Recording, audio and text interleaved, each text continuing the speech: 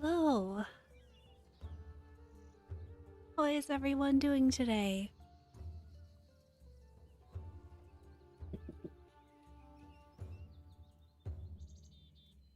Still in the process of caffeinating myself. That's the kind of day that I'm having.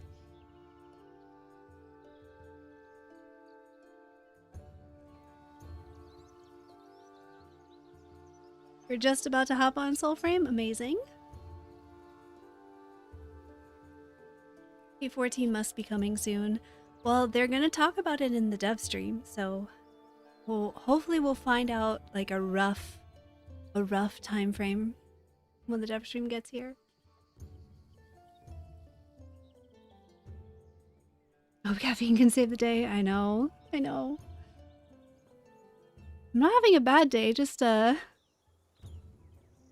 been battling a sinus infection for like the last, I don't know, 4 or 5 weeks. It feels like I've had it forever now, and I'm ready for it to be over. All right. I think that we're ready to hop into game. You just had one a couple weeks ago. Oh my goodness. Yeah, allergies are about to kick in for me because it's spring, and that's gonna be great. It's gonna be so fun. Alrighty. Come on, OBS. Let's go. Let's go. So here's my thought for today, for this stream. I have less time than normal today for streaming, unfortunately, but still got a solid 2 hours. And I figured I have not yet really gone through this account to set up my pacts. This is the account that I started Soulframe with. A raid? Princess Jess! Oh my goodness! Oh my goodness! Hello! I have not seen you in forever. Thank you so much for the raid. Welcome in, raiders. Let me toss you a shout out real quick here. Actually, mods, can one of you do a shout out for Princess Jess, please? Hello. Hello. For y'all who don't know, a long time ago, I used to stream a game called Neverwinter. This was in the pandemonium times, and Princess Jess was the streamer that I met through there. How are you? It's lovely to see you again. Welcome in. I am playing Soulframe, this game that I am completely obsessed with. It is so good. Jess, if you have not heard of it, you should 100% check it out. Mada's trying to spawn kill you. Alright, so you got a code from Pritch. Amazing. I love that. Okay. Alright, so today my plan, I'm trying to stay on target. I'm trying to stay on target because we are streaming everywhere today, and I would like to go through my pact builds on this account to set everything up for P13. I have played around a little bit with Tethren, obviously, because Avex is a thing, and so I wanted to set some things up for that. So I figure we can start there and go from there. I did not set this up properly on Avex though, now that I'm looking at it. What do I mean by that? Why am I saying that Avex is not set up properly for this Tethren build? Because my thought is that I would love to walk y'all through like my thought process when I'm building packs and what I'm thinking about in the pros and cons for everything. Because hopefully, as someone in chat said earlier, hopefully P14 is coming soon, which means there's gonna be some changes, hopefully, presumably. The devs have talked about wanting to change things in the games pretty rapidly this year. So we cannot assume that any of this will still work in another prelude.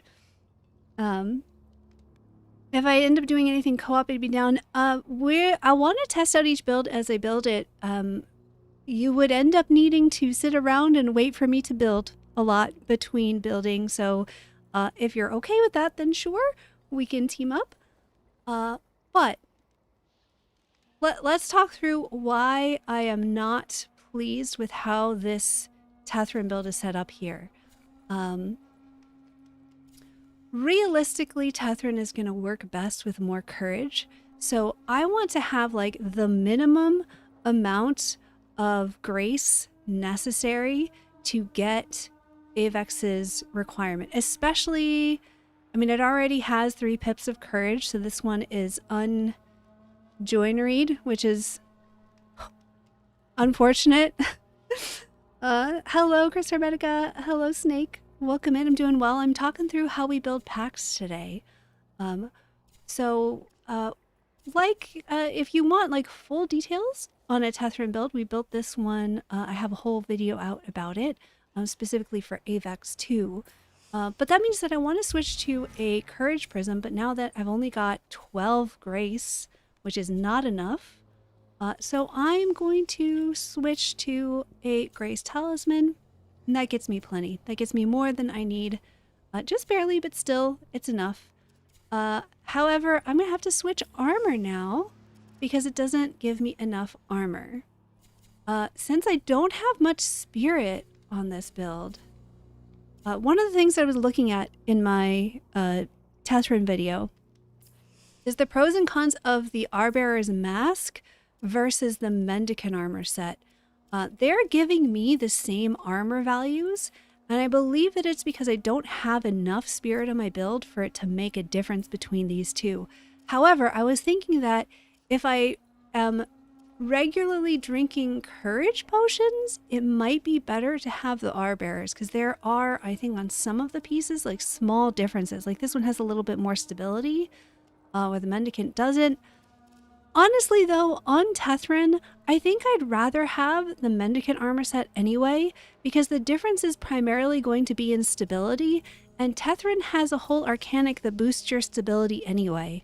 So I don't feel like I need the set that has almost identical stats but higher stability and lower magic armor. I think I'd rather have the magic armor. So that's kind of my rationale for why we're going with the Mendicant set here. And then, you know, for a sidearm on a Tethren build, Thrice Burned is going to be the way. But we have several options that you're hitting the requirements for. Yeah. Tethren. There we go. Hello. Hello. Mendicant's increased magic defense is, in my opinion, more valuable in most situations. I agree, Porfin. I think that it is very helpful. I think there might be some situations where you don't care or where you have magic totems that can make up that difference, and so it'll be okay. But I think the Mendicant set is definitely for Tethren the way to go because, again, you can just boost your stability with Clash. Arbearers has more stability instead of magic res, which for me makes it worse than the Mendicant. Yeah. Again, for most situations, magic weapons have, or what is it? No, it's bows have some really good stability totems. If you can't tell, I have not done as much ocarina playing on this character. So it's less of an issue when you can use your totems to compensate for the downside in that armor set. So if I were really concerned about stability, I could use that. There's one, oh, it's magic, I think. Bows have also high magic defense. Yeah, so, oh, it's not that high. It's actually not that high. Which one, what weapon is it that has really high magic defense? Is it, yeah, it's magic weapon. So on a magic weapon build, if you were somehow able to run courage with magic weapons, then maybe you wouldn't need the Mendicant armor set. But for the most part,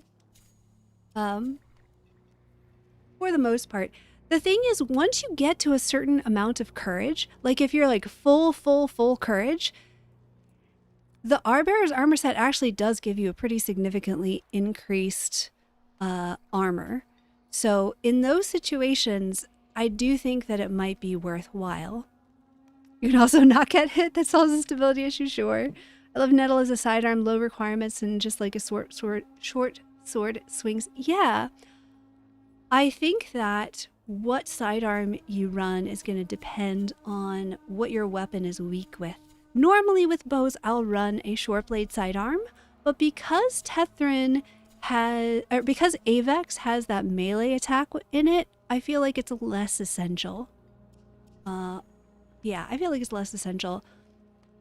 On Mora's hand right now, I am preferring the Arbearer's armor set in most cases because it just does better on full courage. Like, let's see. Oh, I don't actually have a full courage build on this right now because I really wanted to run Basker's Rest because it feels like that should be. Let's not jump around though. I'm gonna get distracted. We'll get there. We'll get there. I think it also depends what you're fighting to a certain extent. But yeah, because of how the virtue scaling works, if you're just going full courage and you have everything else like minimal and you're doing like a courage potion, the amount of extra armor you get from the Arbearer set does become significant. But you need to look at that virtue scaling for sure. I have Morris Beast Prism with Grace Talisman. Yeah, that's for my that is for my Tethren set to be able to fit the AVAX requirement. Now, this also makes it easy because if I want something else, I can, you know, switch and then switch my talisman, and I've switched my build really quickly and easily. It is very convenient. And then the benefits of having a wild pact are that you can just max out everything. I love how beautifully perfect the numbers are on this new system. However, I am excited for them to change the pact upgrades. They have talked about how this whole tree is changing, and I think that that's a good thing. So it'll be interesting to see what they replace it with and how far away that is. We don't know anything about when these changes are coming, only that they have talked about how these are changing. My guess is that it's probably not super soon because they just changed these three. But who knows? I would prioritize for Tethren. We're going to prioritize Conqueror and Mora's Pride and Sympathy for sure. These are the kind of the nodes that matter the most for Tethren. If you're not on Wild Tethren, so you don't have the extra 30 points, you want Conqueror is really, really good. Mora's Pride, obviously more courage, more damage, and then Sympathy gives you that heal. You're excited for both this and the combat arts. The combat arts I am the most excited for. The most. Do you know if healer affects Conqueror? I do know it does not. I did test it. Healer does not affect Conqueror, unfortunately. It would be great if it did, but it doesn't. But Conqueror does pretty well even without being affected by healer.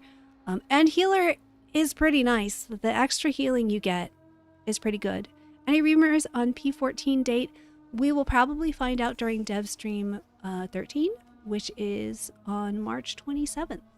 We don't have an official time yet. We just know March 27th. All right, we're not going to go take Tethren out for a spin because we just built Tethren in a video. Oh, let's do Garen Rude. Yeah, let's do Garen Rude. Garen Rude is in such a good place right now. Have I done my upgrades yet? Do I like these upgrades? I think I do. All right, Garen Rude is in such a good place right now. Always possible that they drop P14 on the day of the update. Possible? Sure. I doubt it. I doubt it. Let's see. What do I have? Oh, I have... Okay, so on this account, I'm in the unfortunate point of having... I have 2 Junipers because I started this account before they changed how you get Juniper. And there was a while in like, I want to say like P6 or 7? Probably P7? I don't know. There was a while during one of the earlier preludes where you could get Juniper fragments as drops. And I happened to have enough extra Juniper fragments to be able to make another one. Do I have? I think I had exactly enough to make one more. I don't know. I don't know how this happened. I'm not sure what was going on. Back then, I was still too new to things to understand what was happening, so I just made it. Ta-da! So I will bless my other one with... I blessed my other one to Courage back in Preludes 12. I will have to change this blessing for sure, because there is no point in adding another pip in No, they are not cheats. This was Aster. This was not an exploit. It was just something that was happening before they changed things in like Prelude 7 or 8 or 9. I don't remember which Prelude it was. Am I with the issue about Duelian drop rate? I have not had an issue with the Duelian. I have it on both of my accounts. However, I have noticed that other people are really struggling to get drops. The drop rate on Duelian did change in one of the updates. I don't know exactly which one it changed in, but it is definitely way lower than it needs to be right now, in my opinion. So I think it will be, I hope that it will be changed. It will be fixed, adjusted, shall we say? Adjusted, because it's clearly too low. Okay, so Garen Rude. Garen Rude is pretty similar to what it was like in P12, right? My last Garen Rude video. This has not changed super much as a pact. I'm joking. I know it was possible, just didn't get to play it at the time. Oh, okay. If I recall correctly, it was one of the hotfixes of P11 because it was very consistently dropping in early P11. Yeah. That seems about right. Thank you so much for the Prime sub, Soldor. Serious issue getting Dwelling until recently finally got it. I think it was 1, 4, and 2 dungeon bosses. Interesting. Yeah, I've heard from a couple of people that getting Dwellian from the dungeon bosses is easier than the fort. I wonder if that is actually true or if it just feels true because the dungeon bosses respawn so much faster than the fort sieges, because the sieges are on a 3-hour timer versus the dungeon boss is 30 minutes, so that probably has to do with it. Okay, so the TLDR of Garen Rude in P13 is that Grace is really good on Garen Rude. Whatever build that you want to run on Garen Rude, Grace is really strong on it. Why is Grace so strong? Because of the multiplier against unalerted enemies. Grace is really, really strong. The thing is, I know a lot of folks are insisting like courage is the way to go because of torment, and you can like behest and then torment and you get a big damage spike. There's actually a couple of different ways to get that same bonus, because torment synergizes with behest. You can actually build into torment by building into behest. So what I mean by that, right, is I want to get a really good damage proc on this guy here, let's say. So I don't have many points in spirit or in courage. I'm still going to get a pretty solid chunk of damage though, because I've built into torment, and that is going to affect, I've built into behest, and that's going to affect my torment damage. So you're still going to get a really good performance from your torments, even if you're not building into courage on Garen Rude. You don't really have to build into spirit or courage. Oh, this is so overkill, but that's fine. You don't really have to build into courage at all if you don't want to. A full Grace Garen Rude is quite good. I just really like Juniper and want to play with it. And the extra, CDR is always good. So I'm kind of preferring the Spirit Grace split on Garen Rude at the moment. Hello, Tank God King. You can use a talisman to boost courage too. Sure, you can use a bunch of things to boost courage, right? My point is mostly that I don't feel it's super necessary on Garen Rude. Is it good? Sure, absolutely, it is good. Courage Grace split is good. Courage is good. Everything's good on Garen Rude right now. Garen Rude is probably the most versatile pact in Preludes 13 because it can legitimately run any virtue and do fine. But I do think that it is best with a at least some amount of grace, because to really benefit from the behest grace multiplier, you need a little bit of grace on your build. Let's show what that means too. Hello, Haster. Have I seen the video on the Garen Rude Misscale build? Is pretty hilarious. Sure. Misscale is pretty funny. And like, the Garen Rude headbutt is probably my favorite kick in the game. If you look at like one of my really, really old videos, there's a, Deer Tears was a video that I made for when I had to go on vacation. And it has a headbutt clip in it, which you should go check that out. It's not a, it's you know, it's one of my early videos, so I kind of cringe at it now, but it's funny. Anyway, so we want to benefit from the grace multipliers against unalerted enemies, and in order to do that, we need a little bit of grace in our builds. The more grace we have, the more we benefit from it. So that's kind of why I feel like grace on Garen Rude is strong, especially now. And so then you would split grace and either spirit or courage depending on preference. And I'm going with spirit because Juniper. If you do a split build, you're going to do better if you have a bow or a weapon that scales off of both of those virtues. You're just going to do more damage, right? So if I'm doing a courage grace split, then I would just use Avex and that would work fine. And then of course we have the Pact passive of Heal Heart, which isn't going to proc because I'm not going to be able to get a smite. We're gonna try again. I have to go check my totems here. No, we're just gonna kill him. That's fine. I feel like the damage multiplier on Torment Headshot is the primary reason to build Garen Rude with Grace. I mean, it is a reason for sure. You want it for any kind of headshot. If you're using a weapon that headshots, right? So if I'm using a bow, then I want the Grace for my bow headshots also. But also, it's not just Torment that benefits. It's not just Torment that benefits from the unalerted multiplier, right? This the headshot multiplier, sure. Just Torment can headshot, but Stampede can also benefit. Let's go find a group of enemies, and we'll use Behest into Stampede, and you'll see why I love the Grace Spirit split so much. How does Behest scaling work? Does adding more spirit make it boost the increase? Yes. It does seem to. I have not done in-depth testing on Garen Rude for P13 yet because it just hadn't changed enough. We could go check that. But at least in P12, putting more points into, well, P12 was quite different. Actually, maybe we should check. But let's first, right, unalerted bonus is not just about your Torment headshot.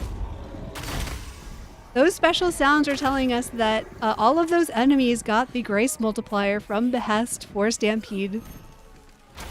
It's so funny. It's so funny. Let's check it, Porven. I haven't actually checked that since P12. So right now, let's check it right now. How are we going to check this? We want to know if putting points into spirit is affecting our torment damage. So what I'm going to want to do is keep my spirit, keep my courage the same. Because if I change my courage, if I change my courage score, that is going to skew the results. So let's see if I go, whoa, UI is having a time here. The wiki is kind of old. The wiki is a little bit hit and miss at the moment. Some of the things are really well updated and some of the things are still works in progress. This is understandable. The wiki is a huge project and it takes time to update these things. Like we're real human players who are running that stuff, and so it is going to take time to update all of those things. With how many incredible changes there were, I think it makes sense that there are some things out of date. Wow, this is having a little bit of lag. All right, so let's see. It's going to take me to 6. That's going to take me to 6. So we're going to use these 2 prisms here. All right, so we're going to start with 8 spirit, we're going to check what kind of damage we get. The catch is that we're going to have to do this against enemies of the same level and type to get really exact numbers. So I think what we're probably going to end up with is an approximation.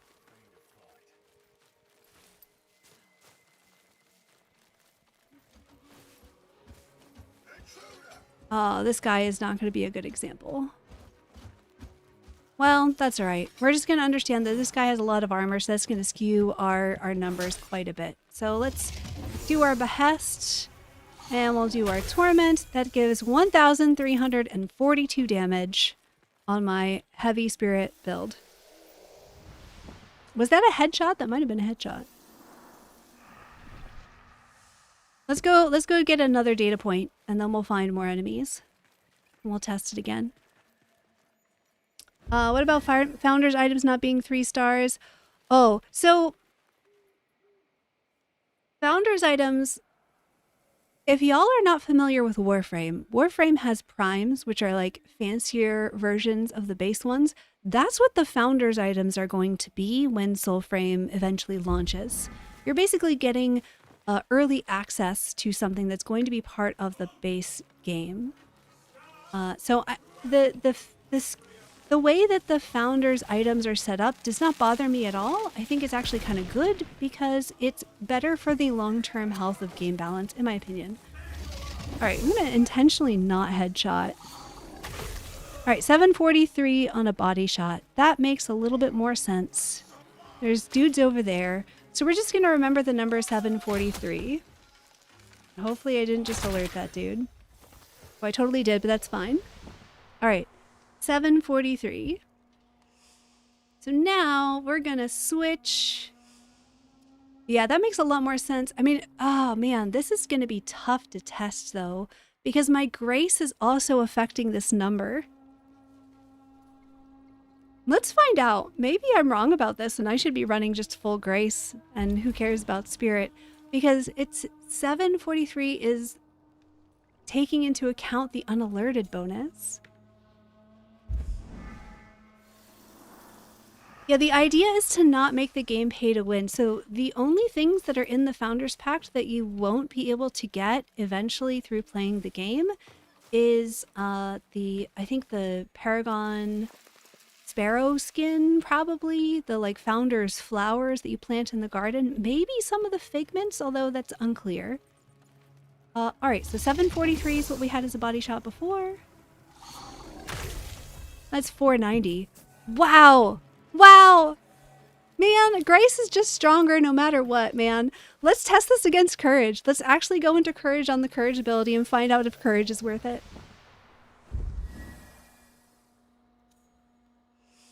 Changing only your talisman is going to be a much smaller difference, and that is going to be harder to read because of our enemies having different armor values. One of the challenges of testing things in Soulframe right now is that we don't have control over our testing environment, and so enemy level, enemy buffs, all those kinds of things affect the numbers that we have. So I find that it's a little bit easier to get good values by just going for the biggest difference as possible to find out the basics of how things work. And then when you're trying to figure out the exact scaling, then you have to get more into those details. 708. Oh my gosh, y'all. You get a better torment by just going full grace. I'm not surprised because this is a theme with everything. This is a theme with literally everything in Soulframe. Well, not almost everything. It's everything except for Tethren so far. It's just better if you go full grace. So my full Courage torment did not do more than my full... did not do more damage than my full Grace torment. R.I.P. R.I.P. So what does that mean? It means that building into Courage for Torment is not worth it. Is not worth it. Is building into Spirit worth it? If I'm going to give you a real answer, the real answer is no. Is no, it's not. But it's fun, so I'm going to do it anyway. Is it bad? I mean, not really. It's the difference isn't huge. Well, the difference actually was pretty. The difference is pretty big. I guess it doesn't really matter that much. So yeah, there you go. Yeah, Grace is probably gonna be adjusted, right? Where can you find the green mushroom to unlock the color palette I unlocked in Alka's Children? You are thinking of Jade and Drop, and you can find Jade and Drop in the swamp-like areas. So Jade and Drop you will get in this swamp that's up here in the very northeast corner. You can also find it in Birdie's Bog that's out here on the west coast. This one is lower level, so it's going to be easier to get to. And sometimes there are a couple of Jade and Drop around this swamp here that's right outside of Curlail. But if you're low level, the easiest way to find Jade and Drop is going to be at this swamp here at Birdie's Bog. Didn't DE say they were trying to in the direction of Arcanic scaling off their corresponding virtue? Yes, Lemon Thunder. So if I put points into Courage, it does make my Torment stronger by itself, right? So if I'm doing just Torment by itself, it does get stronger with more points in Courage. Let's show that, right? Or do I need a demo? Maybe I can just talk through it, right? If I'm just putting points in Courage, I don't know why my UI is lagging a bunch. If I'm just putting points in Courage, Torment does get stronger. Why am I getting better performance out of it when I'm going into Grace? Well, we can answer that question with Oshelda, which also is just better as a full Grace Pact. I have my Oshelda on Spirit Grace right now because I just like it. Again, I just like Spirit Grace builds. It's personal preference. They're not bad. You can do all of the game's content with them and it's fine. But the problem is, if I freeze this dude with my Bestone, he becomes unaware of my presence. And that means when I shoot him, I get the Grace modifier for unalerted enemies. And I get that huge damage number because I'm getting the Grace multiplier on my headshot and the Grace multiplier on him being unalerted. And that combined bonus ends up to be way more than what I would get from putting points directly into Courage to buff Bestone. So if you want to play a strong Bestone build on Oshelda, you put points into Grace. Doesn't really make much sense. And the problem, like the reason that this is happening, I think is not because the concept behind Grace is bad. I kind of dig it. It's taken me a while to get on board, but I think it's kind of neat. It's that the scaling for virtues on Pact Arcanics is just much weaker than the scaling for Grace on unalerted enemies and headshots. How do stats affect Oshelda's abilities? So Courage is going to affect the Courage ability. So Bestone will get stronger with Courage.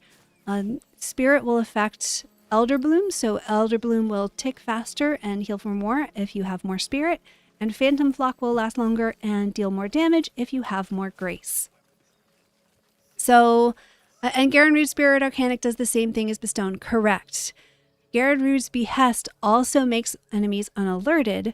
So even though we're supposed to put points into Courage to make Torment better, when enemies are unalerted or unaware, I guess, when they're CC'd, they're going to benefit from the Grace multiplier. So it's more efficient to use your Behest first, get the Grace multiplier, put your build into Grace, and then Torment into that. Because Pact Arcanics will also benefit from that Grace multiplier. They swapped the meta from Courage to Grace. Yeah, I'm looking at you, Grace Bromius with a bow. Yeah, it's, again, I think it's just because the Grace multipliers are strong in comparison to the Arcanic scaling. So if the Arcanic scaling on Bestone were strong enough that I got more out of putting into Courage than I got out of Grace, then we wouldn't be in the situation, right? Or I would have to make a a choice. I would have to decide, do I want the break damage? Because how much damage you deal when you break the stone does scale with your courage. If I keep my grace the same and I just break, yeah. Kicks don't do any damage, by the way. They only deal stagger, so you get like just 1 damage. This also the break damage on the stone multiplies your weapon damage. I think. Hold on a second. Let me go look at my notes. I did actually test some Boshelda, and I think I found something funny here. Let me look up my notes real quick here. Because I feel like when I was testing this, I discovered something, but I don't want to say it if it's not true. Boshelda testing. Don't break damage. Yeah, the courage scaling just scales very poorly. At first, I thought that the bestown break damage didn't scale with courage at all. And I realized that that was not true. It does scale with courage. It just scales way better with grace. So, yeah. Hello, I just want a big sword and Bonkagari. I am doing great. And yeah, I mean, that's why even though grace is technically the strongest, it is lovely that you don't really need it. You can get other things to work very well. But yeah, so for Oshelda, basically you can get away with going a grace spirit slit. You can get away with going all grace. And it works really well. I want full courage, big hammer, smash things with a big hammer. I think we will be seeing hammers soon. I don't know how soon. Maybe they'll announce that. Maybe they'll announce that. So when you're building your pacts, one of the things you need to think about is, first off, like, how much do you care about making your build super meta? Like, how much do you really care? Because right now, Soulframe isn't forcing you to care a lot. And I personally think that that's not a bad thing. Like, I don't think it's a problem that the meta of the game has enough flexibility that we can build in several different ways and still succeed and do well. I think that's good. So is there a technical biggest damage output? I mean, yeah. You are going to be glassy though. So if I do a full grace Oshelda build, my heal is going to be a little bit weaker than if I went more spirit, and I'm not going to have a lot of health. So there are trade-offs. Want a tier 2 or 3 dual blades? We do have tier 2 dual blades. Unsla and Royal Tines are both tier 2 dual blades. We don't have a tier 3 yet. But I don't think that any weapon gets to complain more than shields at the moment. I think shields are the saddest script type. Why is the last fragment of Dwellian the hardest one to get? Listen, I had to run so many tails to get my last fragment of Seathorn. It's different for everyone. RNG is tough, but soon. Soon. More diversity into magic weapons? Yeah, it would be cool. What would be the best way to build around Durglent, struggling to make it feel good? Oh, that's a good challenge. Shall we do a Durglent build? Let's do a Durglent build. I'll show you my favorite way to play Durglent. My favorite way to play Durglent is going to be Garen Rude. Do I have an appropriate shield for this? I do not. I'm going to go with Bog and Myrtle. The first thing I'm going to need to do if I want to set up my Garen Rude build to benefit from Bog and Myrtle. What do we think, chat? What do we think? What am I about to do in order to set up my Sword and Shield build for Garen Rude? What do I need to do? What do I need to do? I love that AVAX is the first step in introducing proper unique weapons. Yeah, AVAX will be really cool. You're on the right track, Lemon Thunder. It does involve reforging, but I don't need to bless it. Grey Satanic Fox got it. We need Gildor. Garen Rude builds are going to need Gildor. I don't want to level this up from 0 right now, so we're just going to slap some polished Gildor on it. That is going to be perfectly fine for what we need to do at the moment. Why Gildor? Because one of Garen Rude's pact upgrades is called Heal Heart. Heal Heart will cause you to recharge your rune while when you're healing, and this does get triggered by the health regain from Gildor. So we want to use this. We're going to do a Courage Grace split because remember we were just talking about Grace is just better. So we're going to do a Courage Grace split. We have Grace on our Bog and Myrtle, so we are still going to get maximum virtue scaling. Excellent. We could min-max this further to like bring our courage down to the minimum that we need. Let's see. Could we do that just by switching out our talisman? We might be able to. Let's go look. That's close enough. I don't really want to mess with my pact upgrades because normally I run a different build on this, so we're going to just get pretty close. Have I gotten to rank 18? No, I have not finished leveling weapons on this account, but this account will be rank 18 when I finish doing that. All right, so we're doing our Courage Spirit split. We need Flyblades for this because we want to proc our Heal Heart as much as possible, and Orbiting Flyblades will do that. Do I want Quicksilver on these? Why did I do that? I must have been testing something. We don't really care that much about the damage from our Flyblades.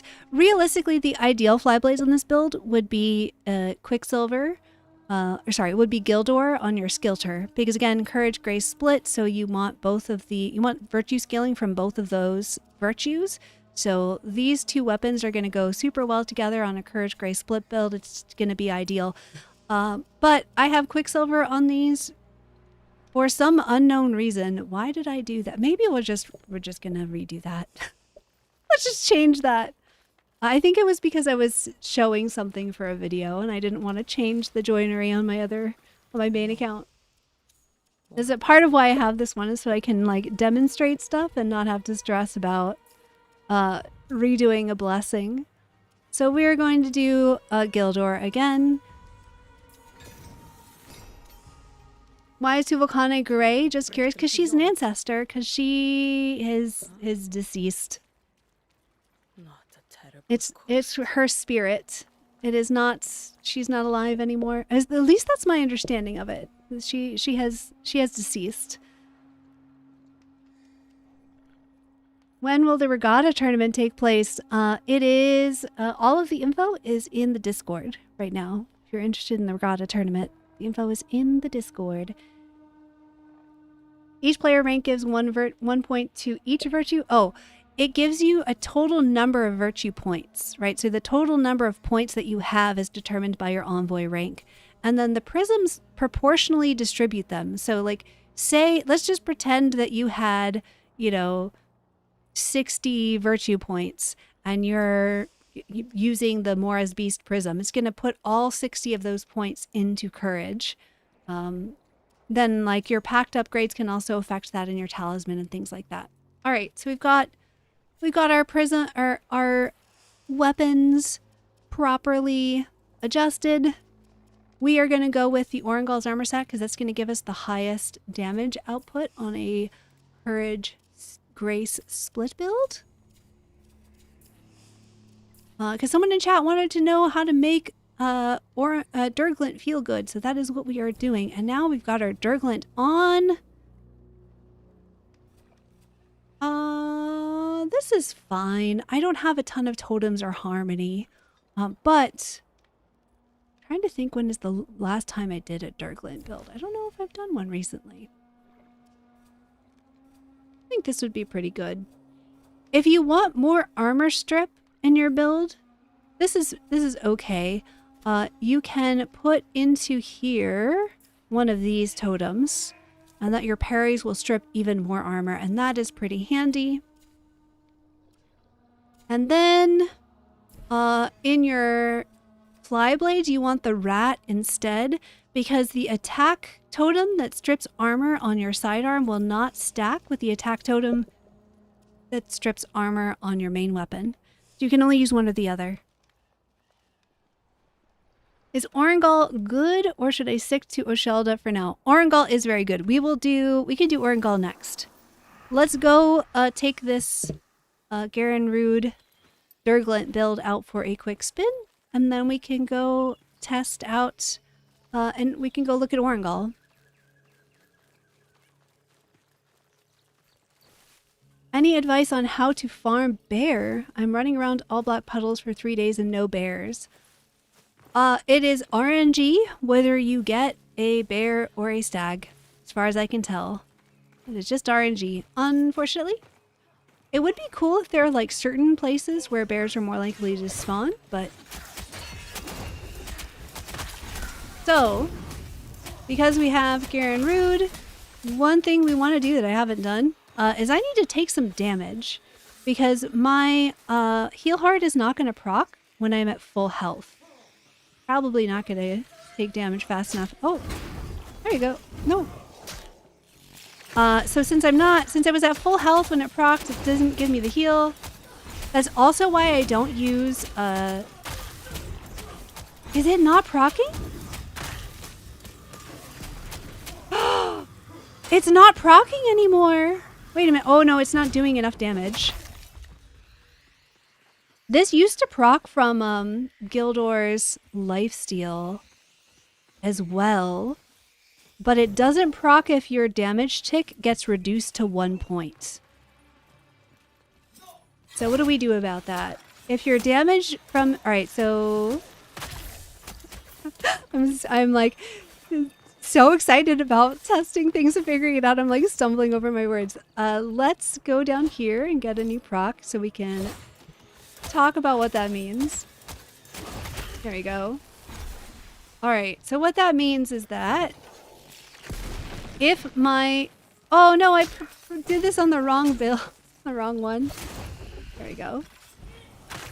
If my Durglent's proc is getting reduced to do only 1 damage, right? Like the enemy armor is making it do only 1 damage. It means that I'm not going to get the heal heart proc, but I do get it from orbiting fly blades. So what you can do to kind of cope with that on this build is...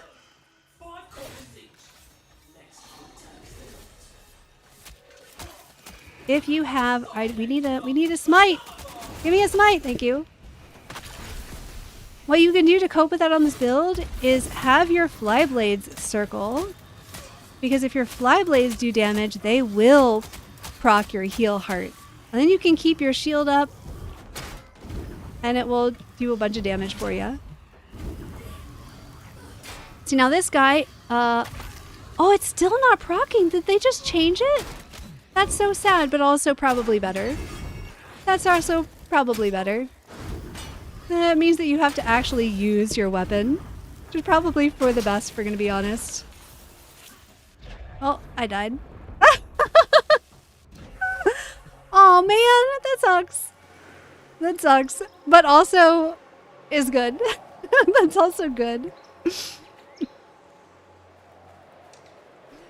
Let me finish up this banneret and then we'll catch up with chat.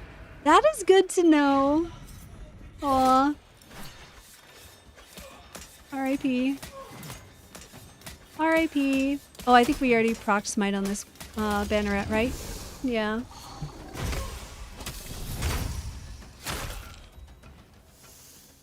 Oh man. That's probably good for the game though. So checking out chat real quick. It used to be that your Durglent damage proc would activate Heal Heart, and that no longer seems to be the case, because that one dude, we were taken for 11 damage, and still we were not getting any Heal Heart procs. So unfortunate, but on this build we can still manage it by just using Gildor on our Flyblades. Now, why? Wow, even our Flyblades aren't proccing it. Did they change how this works? Oh, no. It did. Chat, are you seeing this? Is there a minimum damage required to proc Heal Heart? Am I going crazy? Did anyone else see that? It's just bugged? I don't know about being bugged. What if there is a minimum threshold for damage that you need? What if there's a minimum? Because when the guy got stagger broke and I was doing more damage because he was stagger broken, it was proccing Heal Heart. Let's see. No, maybe it was just bugged, because look at that. These are not. That's just 1 damage though, but that's doing 8 damage and it's not proccing it.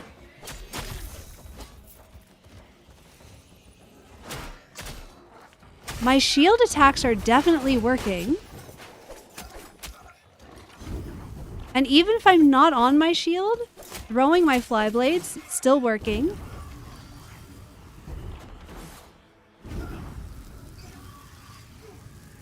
But this is not working. That's wild. Maybe it is bugged, because that seems a little bit like unreliable? Inconsistent. It seems a little inconsistent. Alright, so then, at least while this bug is going on, the bottom line is not counting the real HP full. I don't think so, Skull. I see what you're saying. I don't think so. Let's take some more damage, and then we'll try it again. We'll get like fully at like half health. We'll give this one more try and do another test. Let's see if we can get one more test of this, because before, both Durglent and Flyblades used to proc your Heal Heart, and that was a big part of what made the build function. If that's not the same anymore. Alright, here we go. Alright. The Durglent clearly not working. Let's go see if we can proc it on this guy. Oh, wow. There's a minimum threshold. There's a minimum threshold for the damage that you need in order to proc it. Did you see that? Oh my goodness. Whoa. I need a second to like work through this in my brain. So it means that armor strip is super important for keeping Durglent up. Yeah, there's definitely a minimum damage threshold for proccing Heal Heart. Interesting. I bet it needs to like heal at least so many points of damage, because the way that Gildor works is it takes a percentage of the damage that you're dealing. And I wonder if before it would always round up to 1 damage, but it no longer is. So now you need to do enough damage that you like at least heal for 1 point or something like that. That would be my guess. That it has something to do with the way that rounding was changed. But it does mean that now running this is going to require better. I mean, you're basically, you can't just passively keep stuff up anymore. The build still works, it's just not as easy. So now you do need to like actually attack. What used to make this so good for Durglent is that you could just hold up your block and build up stacks of your buff. Big legs. And it would just help you get maximized Durglent procs. It does still help you keep Durglent up quite a bit, but you can no longer get that like immensely high stacked Durglent damage buff, because now you need to actually go and attack. It's not bad. It's just not as OP as it used to be. But it will still help Durglent feel better. All right, I heard the little pissed big legs. What did I miss? What's up? Wonder if you're even getting healed or if that is a bug where the 1%. That is literally what I just said, Skull. That is literally what I just said. Does the shield come with a set, or can it be equipped with any melee? The shields do come with a weapon. It says shield, but it's really shield and whatever. So one of the things that many folks have been hoping for is that our future shields will come with other weapons. So like shield and mace, shield and hammer, shield and something. That is interesting. So anything that would strip armor would be good on that build. So then maybe the answer for this Durglent build would be to have armor strip on the fly blades instead. What? I think the answer might be to put the armor strip here. At least like a partial answer. It's not going to completely solve the problem. It's not going to completely solve the problem because you're still going to need to do enough damage. But if we're trying to just like hold our block up, if we're trying to just hold our block up and be able to proc our heal hearts, we'll probably get better results if our orbit is stripping the armor already. So that would be my suggestion. How do we get to triple digit defense? One is by equipping armor that scales off of the virtues that you have virtues in, and the other is just having more virtue points, and then also having access to all of the armor sets in the game. Also, your defense totems can increase your armor ratings as well. All right, someone asked about Oringal, so we should do an Oringal build, right?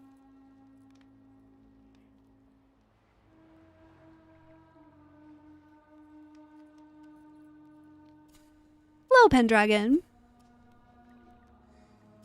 Yeah, let's do Oringal.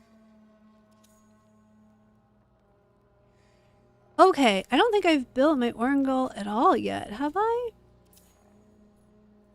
I have, but we're not going to do it like this. Let's just do a meta Oringal. Let's just do a fully meta Oringal. Well, okay. Let's talk this through. Let's talk this through. There are a couple ways that you can build Oringal. Oringal is really fun. The one thing that you don't really want to do with Oringal is use courage. Why? Because, yeah, courage is going to give you more HP, and HP is great and everything, but that's less of an issue on Oringal because your pack hunter wolves will take aggro for you. So you have a nice, handy little extra taunt. They don't always take aggro. Enemies are better at targeting the envoy now than they used to be, but your pack hunter wolves will help in melee combat a ton. They will stagger enemies, they will kill enemies, so you have a lot of help with managing your HP in the form of, you know, the CC, the extra aggro control that pack hunter wolves get. Werewalker is your courage ability, and it just isn't good in combat.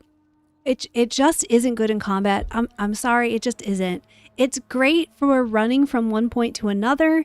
It's a neat little finisher opener. It's just not very good in combat. How is it against bosses? Unfortunately, a lot of bosses can't be attacked with it. We'll go give it a try, and we'll see what we can or can't attack with Werewalker. But there's just a lot of bosses just don't get affected by Werewalker, unfortunately. So, yeah, it is sad. Yes, this is live, Amplifier. We are live right now. Okay. What bothers me about Werewalker is there are 0 notifications of it running out. Yeah, there needs to be for sure some a UI indicator. Like they solved that very nicely with Tethren and the charges. Now you can see how many charges you have left with Fellust. But Oringal needs some of that treatment. Love your fashion. Thank you so much. All right. So for Oringal, we have, in my opinion, 3 really solid, viable options. You could go full spirit. You could go full grace. You could go grace spirit split. Your full spirit build is going to rely on your wolves primarily, and it's going to be all about buffing those wolf damage and having just a very large wolf pack to make enemies very unhappy.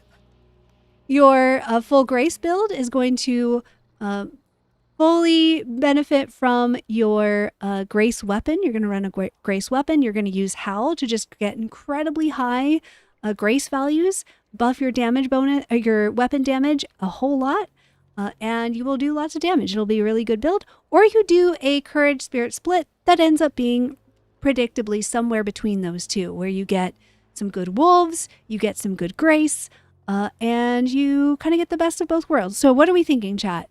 Do we want to build this for spirit, for grace, or for a spirit grace split? 12 points in spirit gets you a third wolf to summon.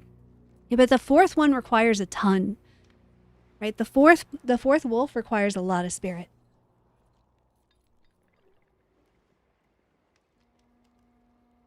We want to split. We want survival. I think the survival is honestly full grace, split, full grace. I see more split. I see more split than anything else. So let's go with the split. Split for the Fey Ranger vibe. Right. If you can't tell, that's what I tend to like to run on this, is a Spirit Grace split. Okay.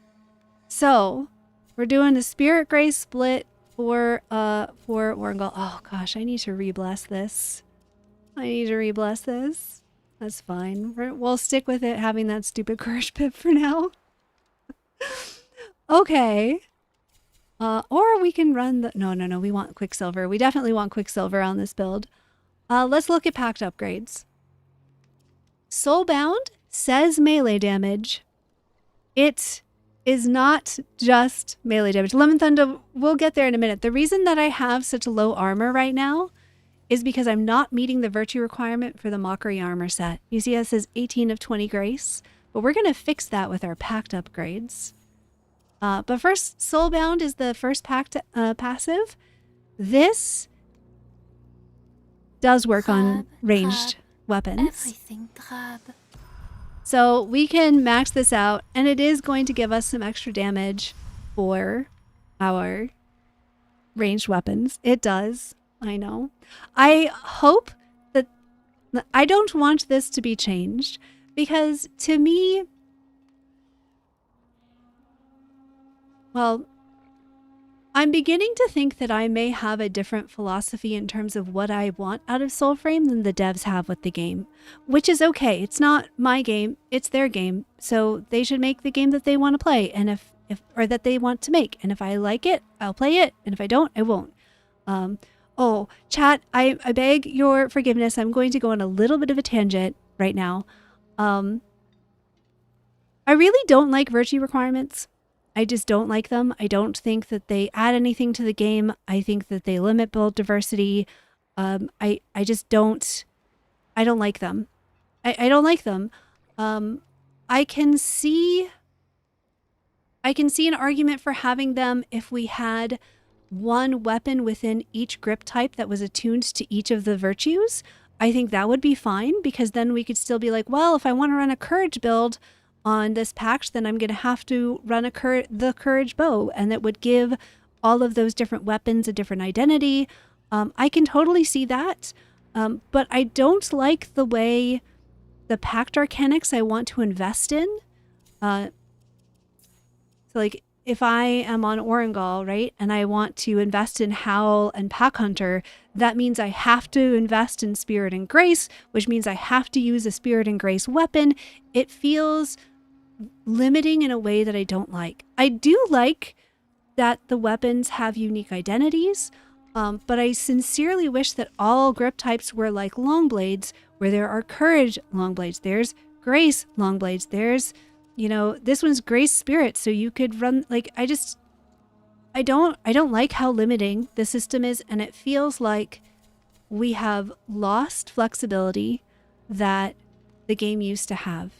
And I have heard a lot of people saying that they like it, that they like that there are classes, they like that there are roles, and it gives them this like RPG flavor. And like, okay, I mean, I'm not going to judge other people for liking the things that they like.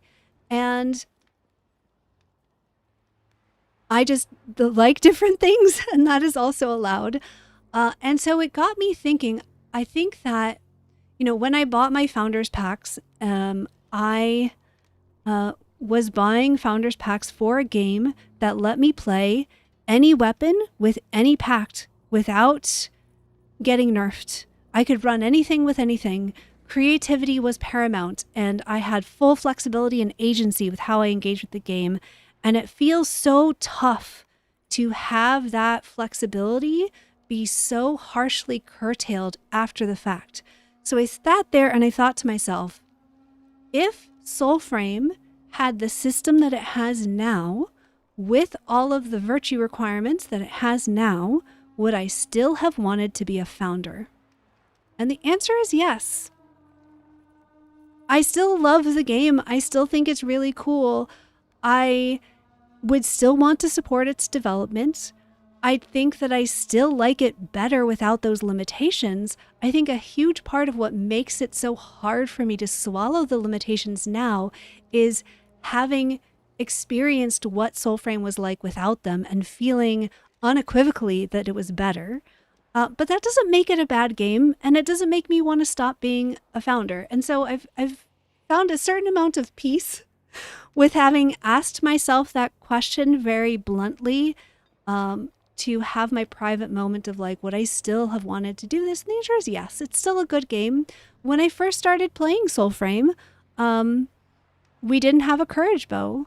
And so we had one grace bow and we had one spirit bow, but there was no courage bow. And so we couldn't do a courage bow build. And then, they took that out and they changed things. They made both Juniper and Thistle grace for a while. And then they put Blitzel back in and it was courage, and we were so happy. So, the game has been through a lot of different iterations, and I still liked Soulframe back then when I didn't have a choice and both of the bows were grace.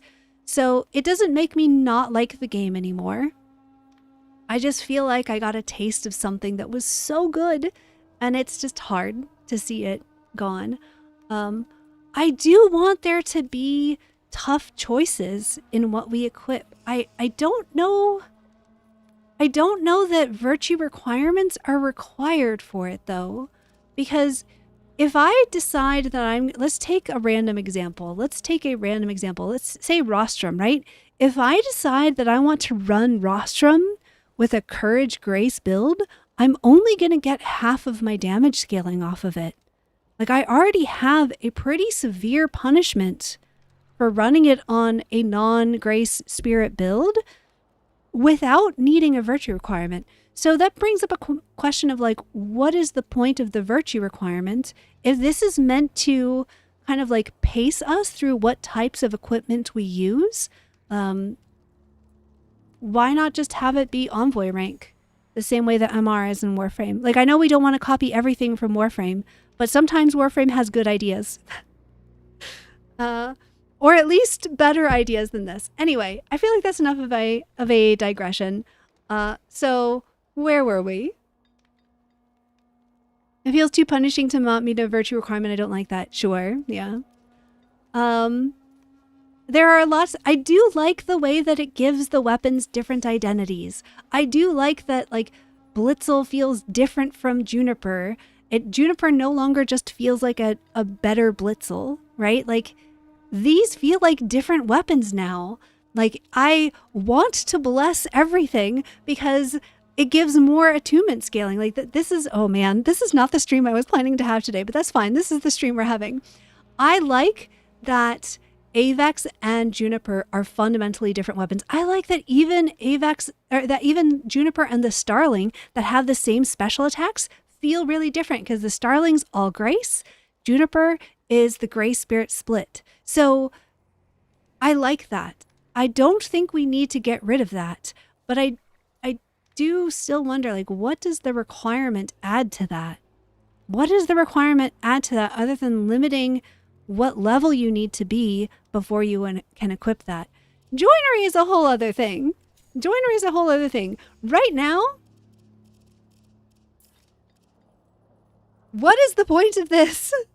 Don't use this. If you're a new player, if you're new to Soulframe, if you're just getting into the game, if you're not super high rank yet, don't use any joinery until you are ready to bless something.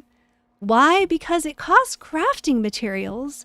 Eventually, you're going to get to a point in the game where you have enough crafting materials that you don't care and that you can just use whatever joinery you want and whatever you want. And if you're at this point where you have like 5,700 scrap brass, knock yourself out. Put polished joinery on whatever you want, right? But if you're a new player and you're still working on crafting your weapons, you do not want to spend your crafting materials on reforging a weapon because it does still cost materials to reforge.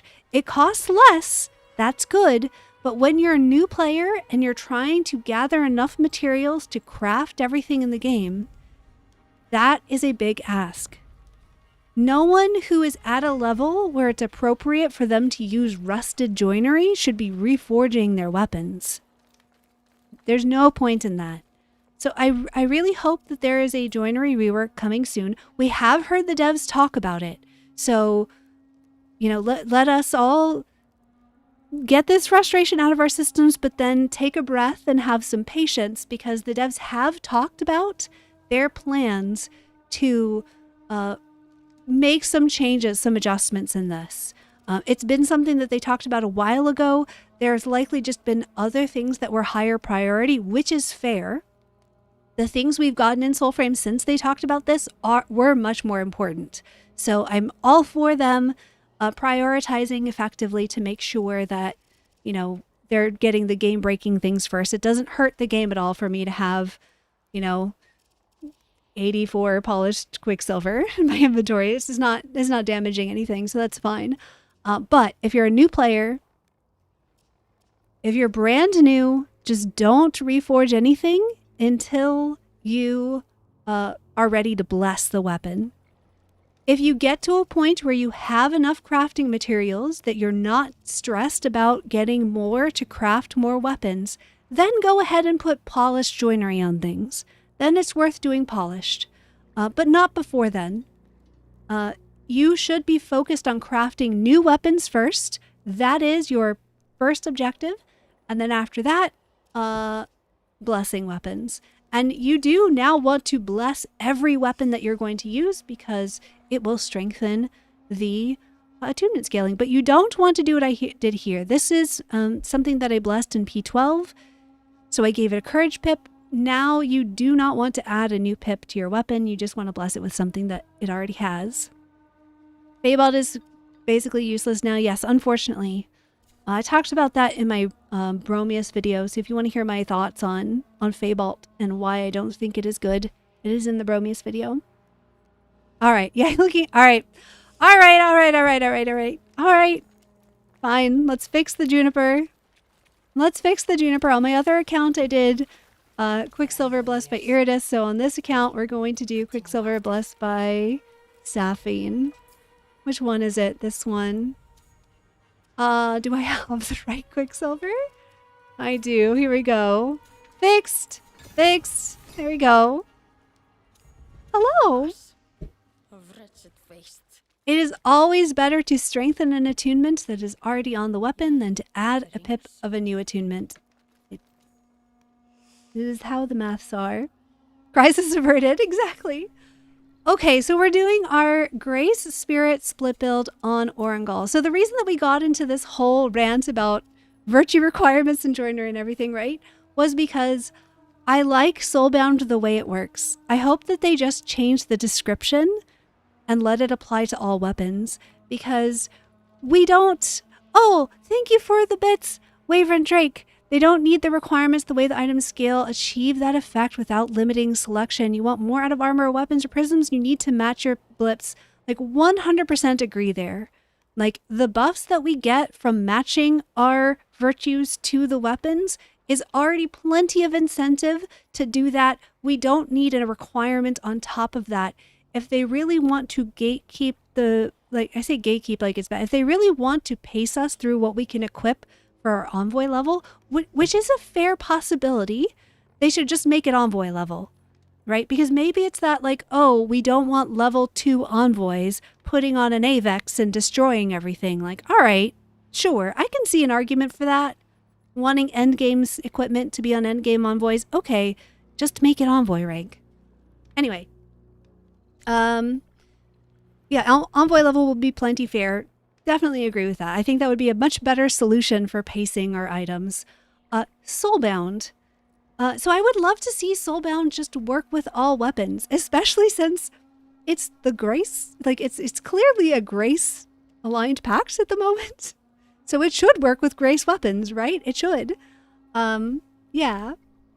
What does Envoy level even do today? It gives you more virtue points. So the number of virtue points you have is determined by your Envoy rank. I think you start out with, I want to say 6, and then you get more as you go. Okay, so we're maxing out Soulbound. Feral causes Oringal to periodically show up and murder an enemy, which is cute and fun, and it's a great cinematic, and we don't really super need it, so you can put it in there if you like seeing her show up more. But we don't really need it. It is actually, if you're ever trying to test something in game and you're using Oringal, don't have Feral on your build, because you'll be like, okay, great, now I just need to tap this enemy one more time, and then Oringal shows up and kills it. Like, cool. Thanks. But what we do want is sympathy. We used to have a pact upgrade called Akin that would cause us to have cooldown reduction for our Arcanics. They took it out because Spirit now does cooldown reduction. I'm glad that they took it out because it was basically mandatory on almost every build because of how much cooldown reduction is just strong in general. But man, I feel like they're going to need to do something like this to Sympathy. Like, we put Sympathy on literally everything except Oshelda. And then, like, once you get Wild Oshelda, you can just put Sympathy on it anyway.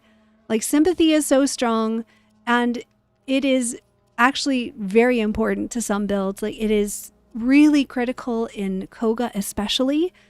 Sympathy, because Koga makes potions drop less frequently, so Sympathy is just really important. If it's something where like you're speccing into this upgrade 99% of the time, it probably should just be a passive function of Pulse Smite, in my opinion. Okay, so from here, I mean, Saphine's Gift and Iridis's Favor are going to give us more damage for our weapon. We can probably actually also, let's put some points into Voided.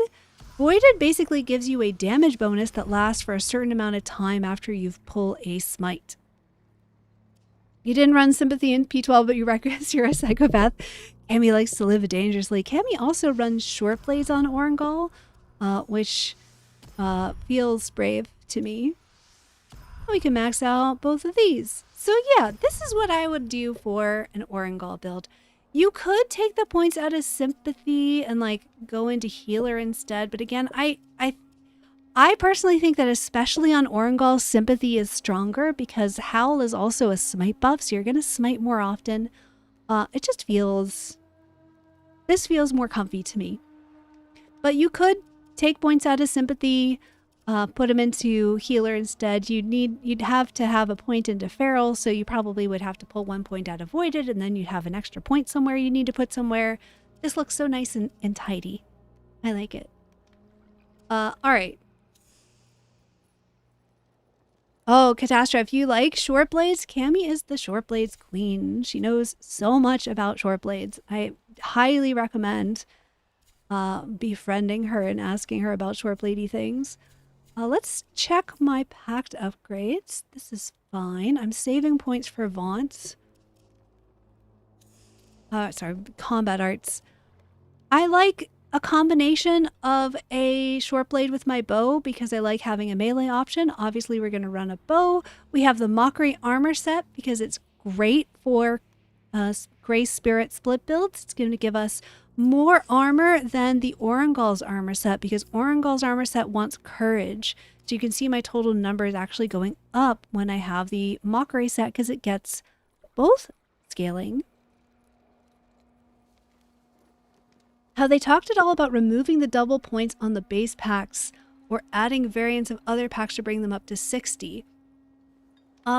They did kind of... they did talk about it in a sort of vague way that all pacts will eventually have wild variants. So for those unfamiliar with Warframe, in Warframe, every frame eventually gets primed. So there's like a whole schedule for it. There's a whole rotation for which, what order the frames get primed in. But primes are basically like slightly stronger, fancier versions of the base Warframes. Soulframe instead has wilds, and that is what that's what we're getting with the wild packs at the moment. And yes, they have talked about doing wild versions of the other packs. We don't know when that's going to happen, probably not for a while. I would imagine that before we get wilds of other packs, we are going to get the in-game mechanics for getting wild packs as free players, because again, the founders items are ones that will be accessible to free players eventually. There will be some in-game mechanic that lets you get them. We don't know what it's going to be yet, but we'll probably get the mechanics for getting the current wild packs before we get new wild packs for people to grind. And then someone asked about my fashion. My fashion is the starter Tethren chest piece. This one, I was hoping it was going to tell me the name. It is this one with the Tempest braze legs. Oh, all right. Bring us back a morsel next time. So let's go test this out. Let's go test out our Oringal build and see how we do. Where are we, and where's the nearest group of enemies? There's going to be a nice group over here. It's not exactly close to where we are. Let's see if these dudes have respawned. Oh, you know what we should do? We should go down to Nimrod and see if we can werewalker him. That would be fun. We're going to start casting wolves first. I believe on this build I will get up to 3 wolves, but I will not get up to 4. Cammy, do you know what the cutoff is for 4 wolves? I know that it's higher than I currently am, but I don't remember exactly where that threshold is. Aw. My wolf alerted him. R.I.P. Is there only visual difference in base and wild now, or am I missing something? The wild pacts will give you 30 more pact upgrades to spend on your pact upgrades. So if you have both the base pact and the wild pact, you'll have 30 upgrade points to spend on your builds instead of... 60 upgrade points to spend on your builds instead of 30. 40 spirit for 4 wolves. That would kind of make sense. That would make enough sense. Yeah, 38 spirit for 4 wolves. Yeah, I was going to say 40 spirit makes too much sense. I don't think that that's probably where it is, because that would make a little too much sense. Some things do have beautiful scaling like that, but a lot of them do not. All right, I'm saving some of my abilities right now because, well, let's not save. So my Howl is going to also heal my Pack Hunter Wolves, and since we've spec'd into some Grace, it is going to give us, since we spec'd into Grace, it's going to enhance that. The tree's in the way! Alrighty. Oh, here comes Nimrod! No, we were gonna try and finish our Nimrod. All right, wolves, go. Yeah, it doesn't let me. I mean, even if I weren't having to deal with him having seen me and aggroed me from like a different continent, it doesn't let you do your Werewalker finisher on most bosses. It's unfortunate. Where are you going, sir? Ta-da! And my wolves take care of the ads. My howl heals up my wolves so that they don't die in combat. Really is a very nice build. I believe the temporary virtue buff from pulse smites on wild packs is removed or not working, so if you have it both. You know, yeah, I'm not sure. I don't think it was intentionally removed, but if it works, it's not in the arsenal. The wild packs are supposed to do a thing where when you pull smite, let's go look at one of them. Let's go look at one of them and we can talk about it. But anyway, that's my Oringal build. It's a lot of fun. You can run it with the Royal Tines because the Royal Tines are a Spirit Grace split weapon. So if you wanted to run this with short blades instead of bow, you would not have to change anything else. You could just run the Royal Tines and the exact same build would work great. And the joinery that's on this weapon tells you how long it's been since I used it. Anyway, let's look at Sarin.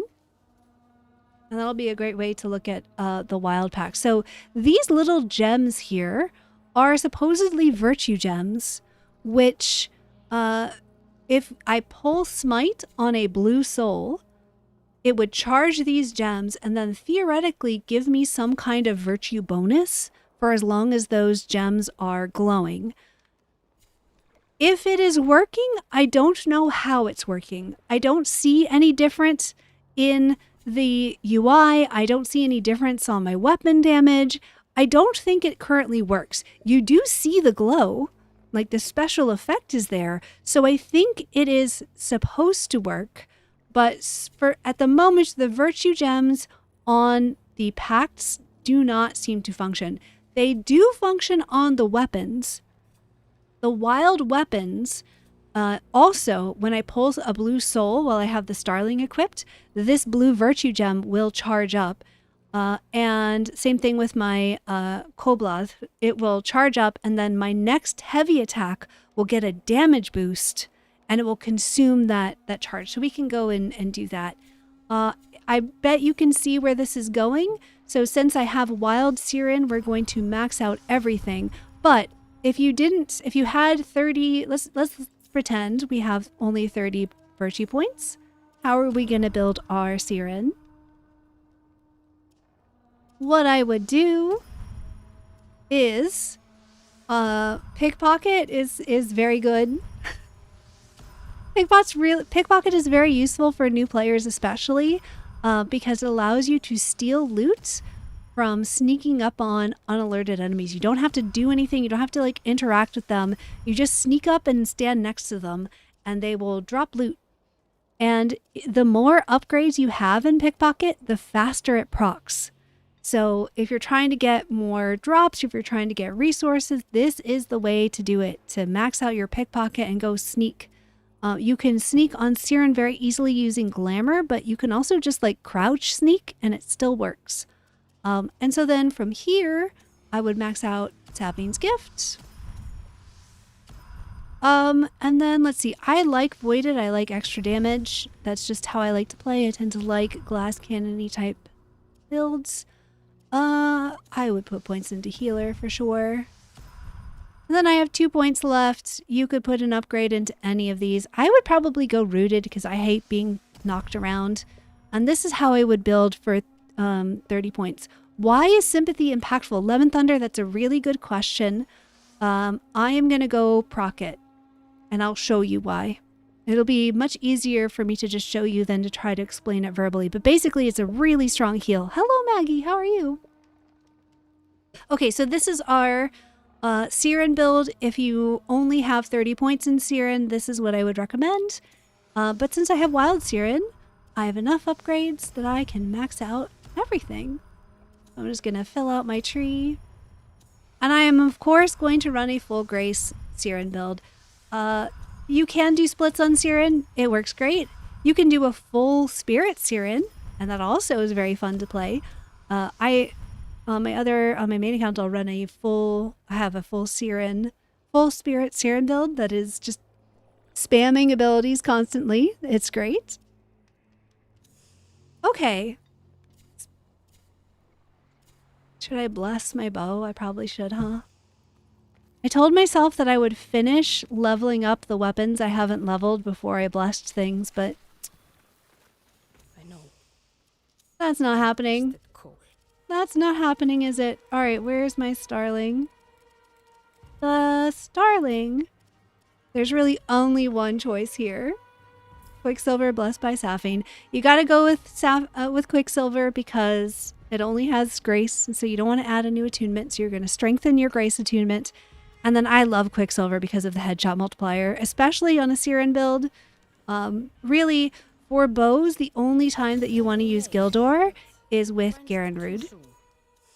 Every other pact right now, bows specifically just bows, are going to do better with Quicksilver. All right.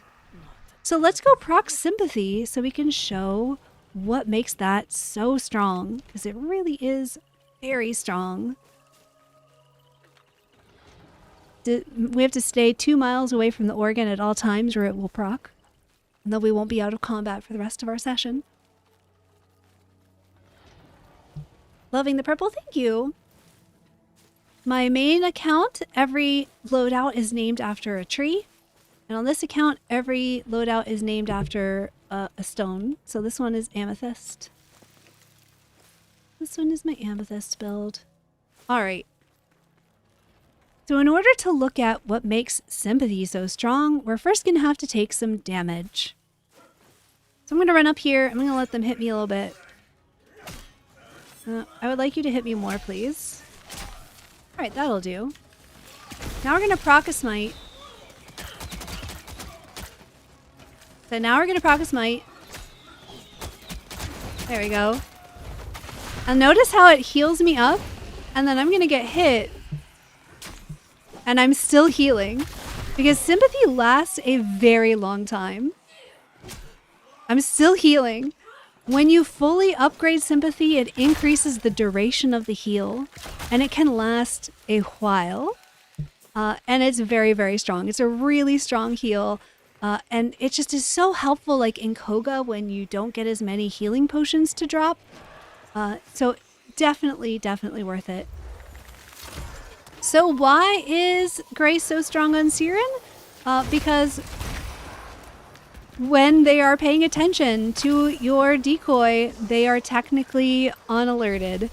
When they are affected by Pictrix powder, they're technically, well, unalerted, unaware, whatever we're calling it in Soulframe. So I'm getting extra damage from them. Basically everything that we do is going to give us extra Grace multipliers. Just a really great build for running lots and lots of courage, or lots of Grace. I like a lot how on Tethren, the Courage Starter Pact, your best bet is to go full Courage. Like, even with Grace multipliers being a thing, Tethren actually benefits from Courage enough that you're still better off just running full Courage on Tethren. I love that. It should be that way. The Courage Pact should be best with Courage. I love that Sarin works best on full Grace. The Grace Pact should be best with full Grace. Wonderful. 10 out of 10, no notes. Oshelda should be best with full Spirit, but it's best with full Grace. Please fix. It's, again, I think just the strength of virtue scaling needs to be tuned up for Arcanics and tuned down for the Grace multipliers. Yeah. It's just a little too strong. On any Pact Arcanic that can benefit from Grace, it will benefit more from Grace than from whatever virtue it is actually attuned to. It's just a numbers issue. I think the concept is really good. And with a little bit of balancing, I think we could be in a really good place. Yeah. What do I recommend with full spirit? Good question. If we wanted to run full spirit, what would be the way to go? Let's think about that. What a great question.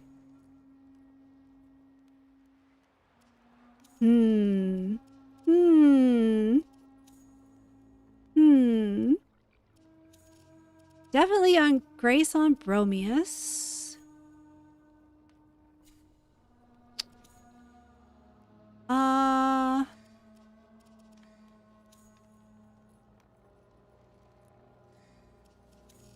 This is a placeholder for the new pact we're gonna get.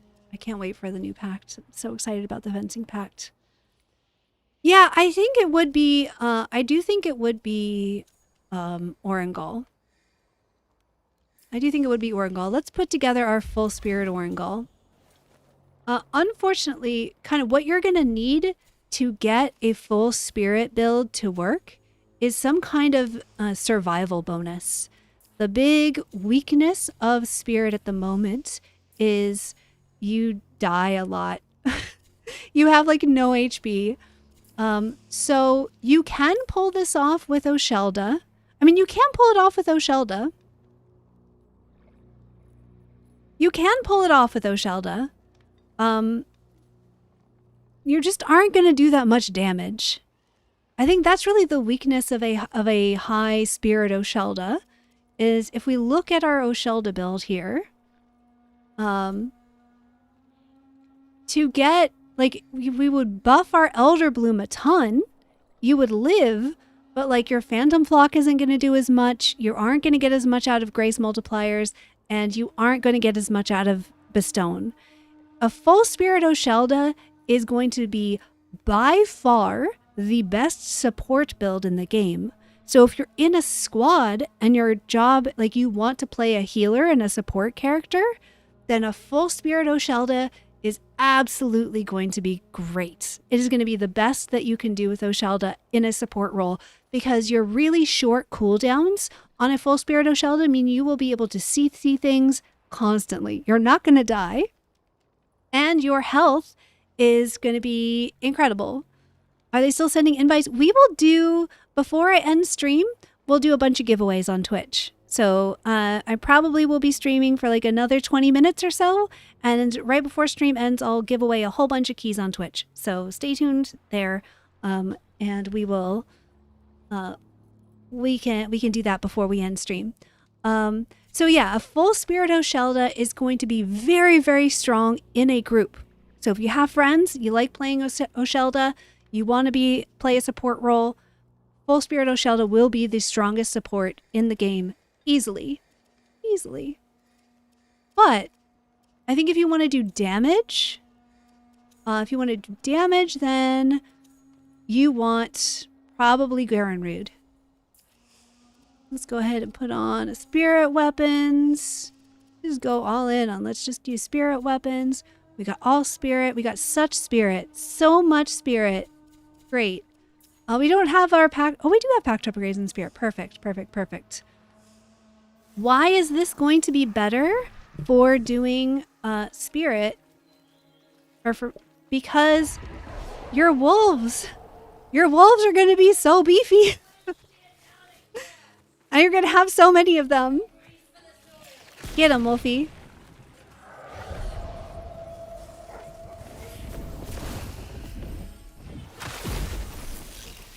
We're just going to have wolves for days. That's how this is going to work.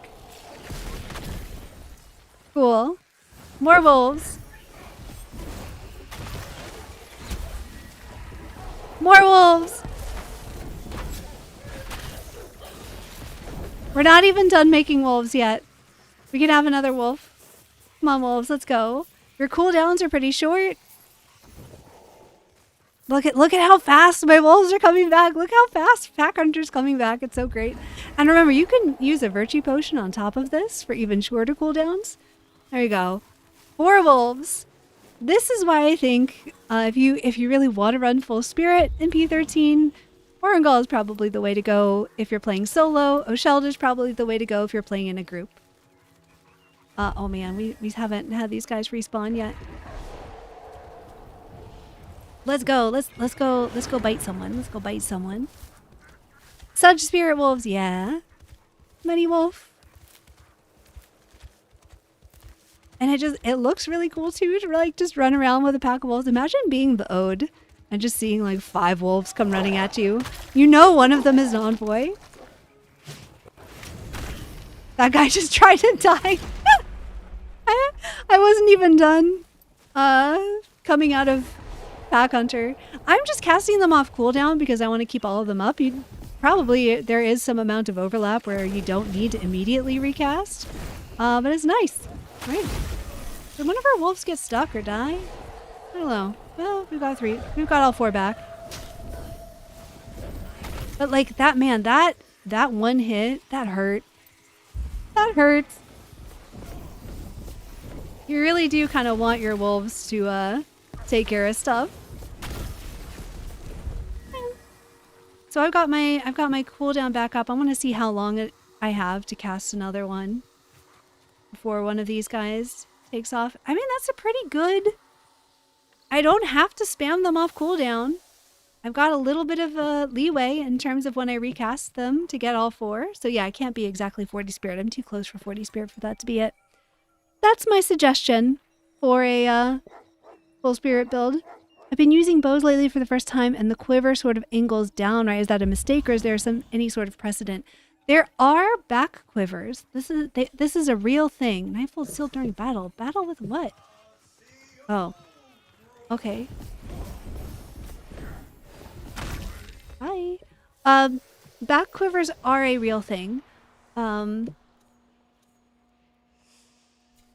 I have never used one, so I don't know the specifics on how they work and like what causes them to hold on to their arrows. I believe that they're made in such a way that they hold on to the arrows. It's not like just loose in them like other types of quiver, but I have not used one myself. I use a hip quiver, which is very similar to a back quiver. A hip quiver, basically it's like on your back, but instead of being sideways across, it kind of like hangs down. And in fact, when we're doing tournaments, because people are standing so close together on the lines during tournaments, even though hip quivers are designed to hang on your hip, most of us will actually pull our quivers back around to our backs so that there's more space between each archer when we are shooting. And then you like reach around behind you and pull out a quiver or pull out an arrow. All right. There's one more pact that I really want to build before I need to close stream for the night. And then we'll go do some code giveaways on Twitch for folks who do not have access yet to Soulframe. So if you want to be in those giveaways, here's your advance warning that my Twitch handle is the same on both platforms. Or my handle is the same on both platforms. All right. Ode Tempest. Here are my thoughts on Ode Tempest at the moment. I've done some preliminary testing. Haven't done a ton of testing yet for Ode Tempest. Haven't done a bunch. But I've done some testing on Ode Tempest. You'll notice that I'm like wearing these pants a lot in some of my builds. I have discovered that Soulframe does in fact have cake. Anyway, so I've been doing some testing on Ode Tempest. Mostly what I've discovered is that I can't figure out what Astrosphere does.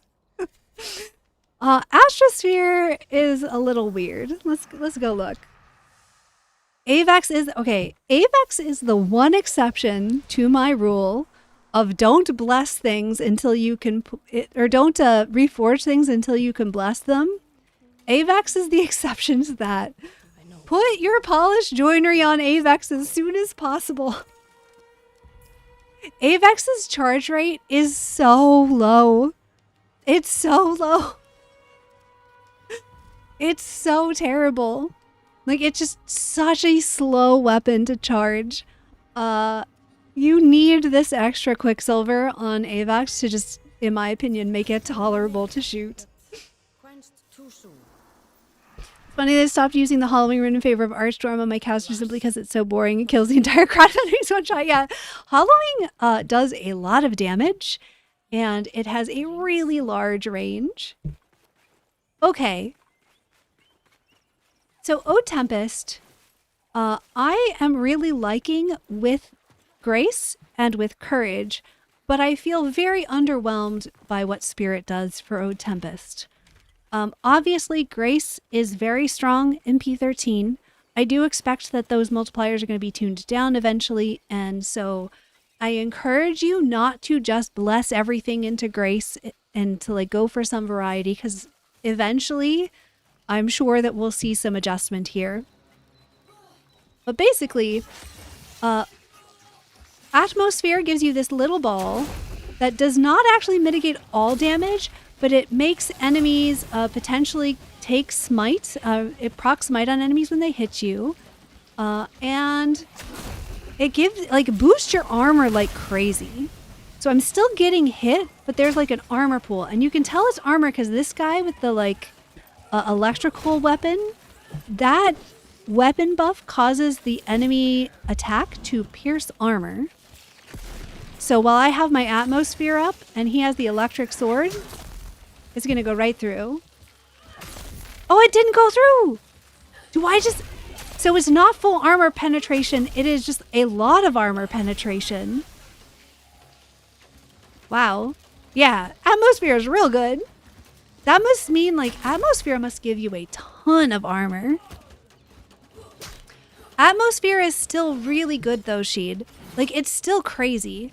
Because, like, even Bromius doesn't get this much. So how does this actually work? I'm not entirely sure. I'm not entirely sure exactly how this works. I think that it gives you just a massive armor pool that is steadily reduced as you take hits. So that must be an armor buff rather than full armor penetration, because I'm still, like, getting the armor mitigation. And I think that it drops when the armor pool runs out. I'm not 100% sure on this. There's also a time duration that scales with your grace. But it's very strong. I mean, like, me just being able to stand there and take those hits, that's very strong. That's a lot of armor. Astrosphere makes enemies take more stagger, which is cool. Come on, I wanna parry. I know I'm bad at parrying, but let's try. There we go. Oh, do I not have riposte? R.I.P. I do have riposte. What am I talking about?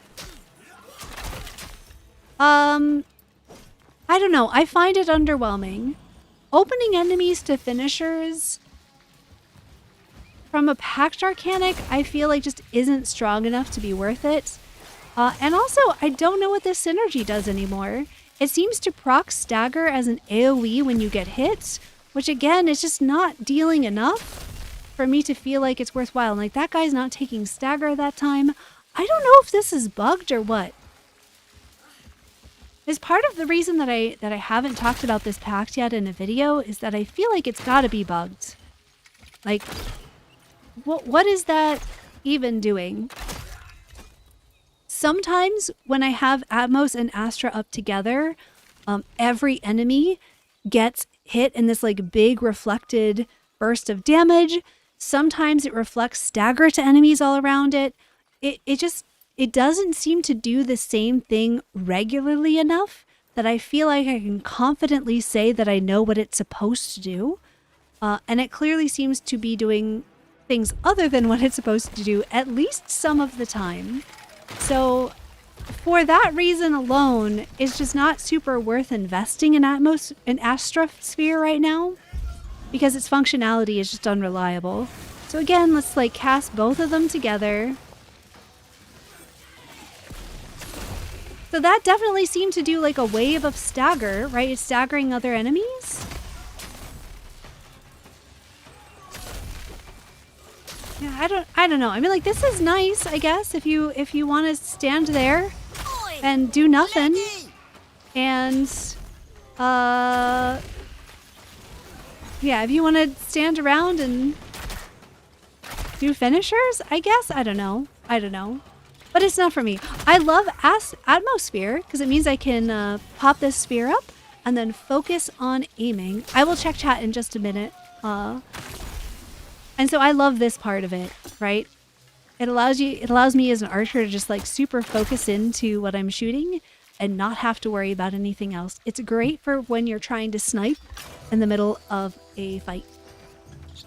Thank you for the stream and the knowledge. Have a great week. Thank you so much, Dennis Jaguar, for stopping by and hanging out. I remain convinced those arrows would jiggle their way out of that quiver.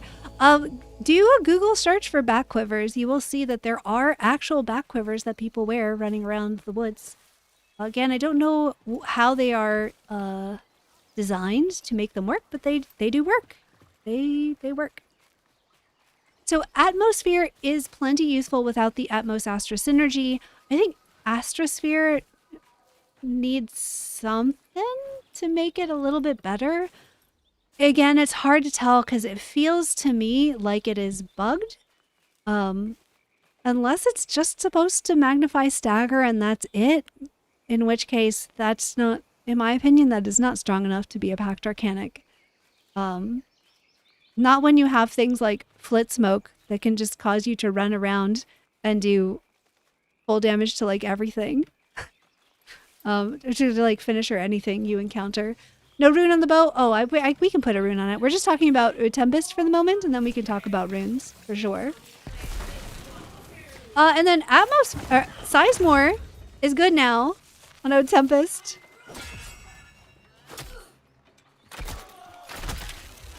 Sizemore is actually pretty decent.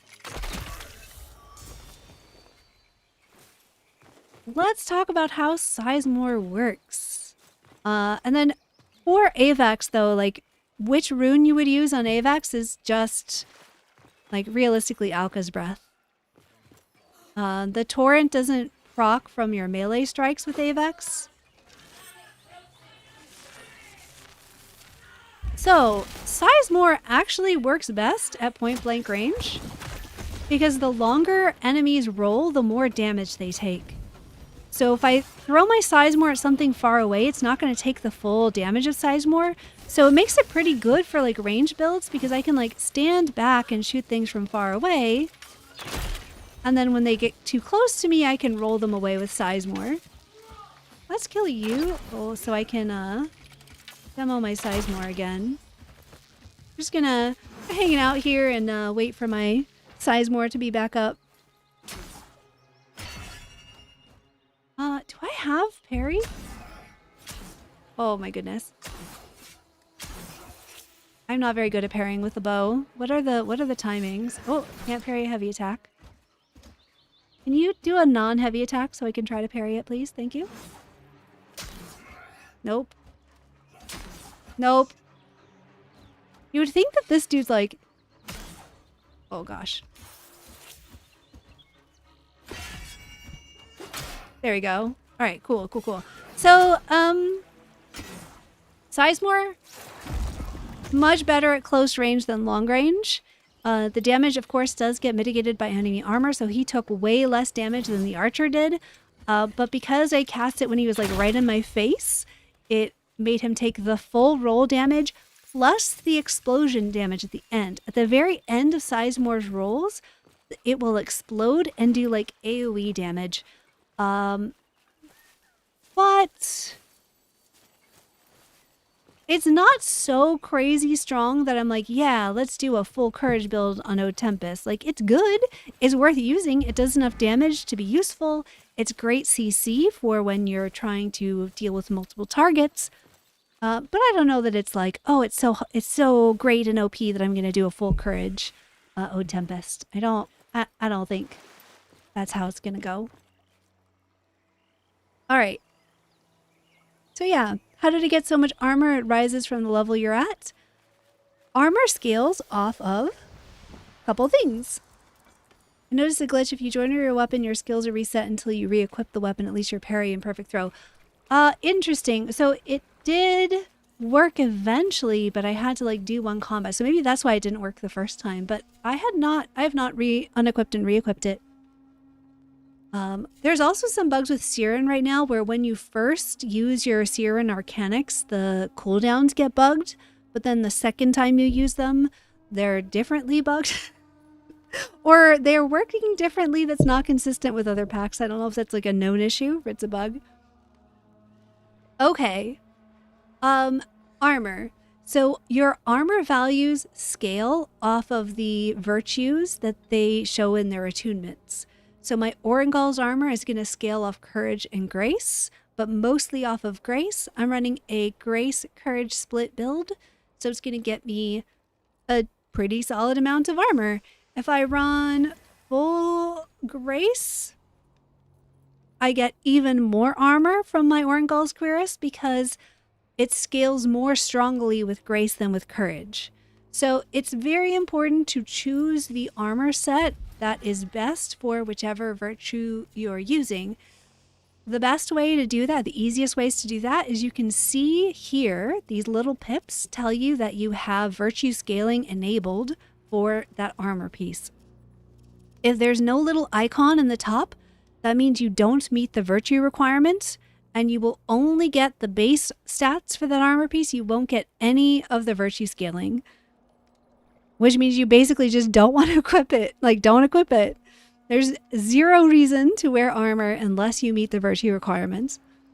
So since I know that I'm running courage and grace on my build, I'm going to look here for armor sets that have both courage and grace pips, and because I know that those are going to give me the best returns. And then I can just click on them and look for the one that gives me the highest number. And since this one's giving me the highest number, I know that this is going to be the best armor set for me to use on this build. Ta-da! All right. An interesting set of digressions today, but I think we got through most of the builds, the pact builds that I wanted to talk about. I really did want to talk about Tempest, and that is the TLDR of what I would say about Tempest at the moment, is that Astrosphere is just not working well enough or it's not doing enough, and or it is bugged. I'm not really sure which, but either way, it's just not super worth putting Spirit in Tempest at the moment. But both Courage and Grace are very meaningful. You could probably get away with a full Grace Tempest build and just not, like, you'd use Sizemore for, like, CC, basically. It just wouldn't do much damage.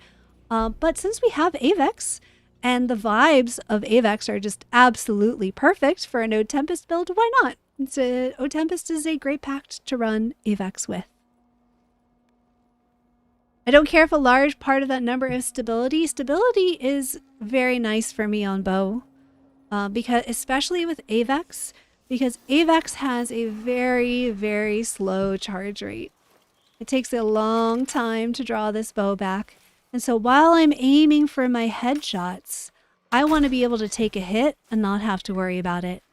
I want to be able to, like, not get jostled out of the way when I'm trying to perfectly hit that headshot that I'm going for. So no, I don't mind if a large portion of that number is stability. I am finding stability to actually be useful this update, which is wonderful. You do want to make sure that you have enough health and armor to be able to take the hits that you're taking. But this pact is doing that for me. I have more physical than anything else. And if I end up feeling like I need more armor in any of those ratings, I can put on some totems that will give me more armor. On both of these. Kind of dig this on my short blades though. Okay, so I am now going to say farewell to folks on YouTube. Thank you for joining me today. And as promised, we're going to do some giveaways on Twitch. So we are, oh, my Twitch stream not working? Oh no, it is. Okay, great. So we're going to do some giveaways on Twitch. So if you would like to hop in for that, my handle is the same at both places. Otherwise, thank you for hanging out with me today on the tubes. And I will I'll see y'all. I will see you all on Thursday with another video. I've already got it in the works, and you know, I was gonna give you a spoiler, but I'm not gonna give you a spoiler. There is a build in the works for this week, so